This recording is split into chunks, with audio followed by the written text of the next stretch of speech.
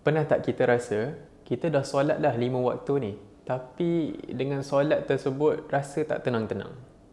Dalam satu kajian di dalam Al-Quran, iaitu menurut surah Al-Muzammil dan juga surah Al-Mudathir, mengajarkan kepada kita tentang satu kalimah yang sangat berharga, iaitu tahajud.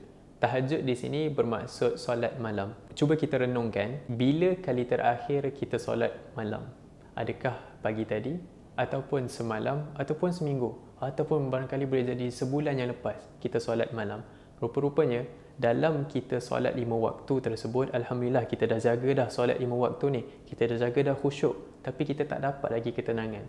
Rupa-rupanya ketenangan ini hadir ditambah dengan solat malam. So kehadiran solat malam paling kurang adalah 2 waktu sebelum kita solat subuh. Itu merupakan waktu yang terbaik dan itu merupakan satu amal yang diangkat oleh Allah Subhanahu Wa Taala yang ganjarannya terlalu besar. Dan kalau kita dapat solat 2 waktu ini, kita sebenarnya orang yang menang.